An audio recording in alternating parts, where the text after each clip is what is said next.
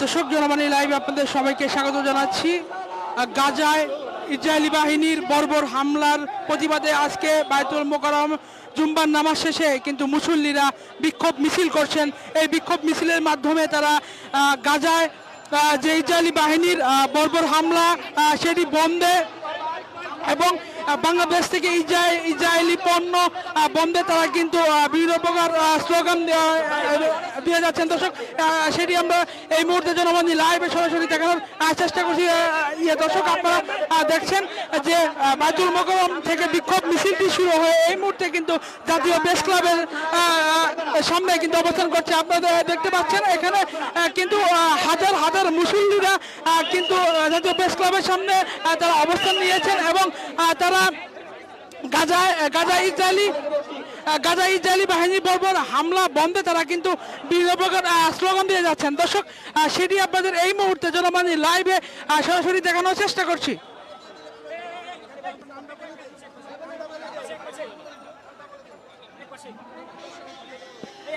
সম্মানিত সুধী মণ্ডলী, সকলকে ধৈর্য ধারণ করে দাঁড়ানোর জন্য আহ্বান করছি। এই মুহূর্তে আজকের এই বিক্ষোভ সমাবেশ শাসিনা দরবার শরীফের মরহুম হযরত পীর সাহেব কেবলার মেজবানাতা ঢাকা বিশ্ববিদ্যালয়ের আরবি বিভাগের স্বনামধন্য অধ্যাপক হাফেজ ডক্টর মোহাম্মদ রুহুল আমিন এই মুহূর্তে বক্তব্য উপস্থাপন করছেন।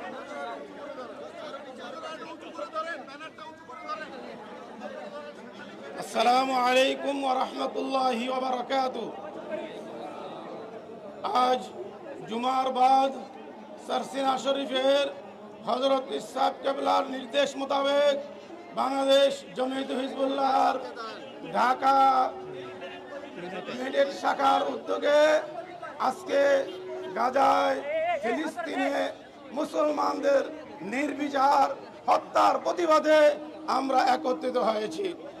আজ একদিন নয়, 2 দিন নয়, মাস নয়, 18 মাসের বেশি সময় যাবত আজ মুসলমানদেরকে ফিলিস্তিনের মুসলমানদেরকে নিঃশেষ করার নীল নকশা পায়ে তারা চলতেছে। আমরা মুসলমান, আমরা ঘুমানোর জাতি নয়। আমরা সহ্য করেছি, আর সহ্য করার সময় নেই। লাখো লাখো মুসলমান আজ শাহাদাত বরণ করেছে, হাজার হাজার মা বোনরা শাহাদাত বরণ করেছে, শিশু বাচ্চারাও শাহাদাত বরণ করেছে। আজকে ইহুদিদের নীল নকশা হচ্ছে এই জেরুজালেম থেকে মুসলমানদেরকে নিশ্চিহ্ন করা। এই জন্য তারা যেরকম বড়দেরকে মারতেছে, পরবর্তী ছোটরা যেন একদিন বড় হয়ে তাদের প্রতিবাদ না করতে পারে, এই জন্য শিশু বাচ্চাদেরকেও মারতেছে। অপরদিকে মা বোনদেরকে হত্যা করা হচ্ছে যাতে তাদের থেকে নতুন প্রজন্ম তৈরি না হয়। আমরা এই নীল নকশাকে ধ্বংস করে ইহুদিবাদকে ধ্বংস করার জন্য আমি বলতেছি, আমি সারা বিশ্বের মুসলমান এক হও। সারসিনা শরীফ হযরত ইসহাক কেবলা ডাক দিয়েছেন, আমরা বিভিন্ন ইস্যুতে ঐক্য গ্রহণ করি। আমরা আজকে ফিলিস্তিন স্বাধীনের বিষয়ে সমগ্র বিশ্বের মুসলমানকে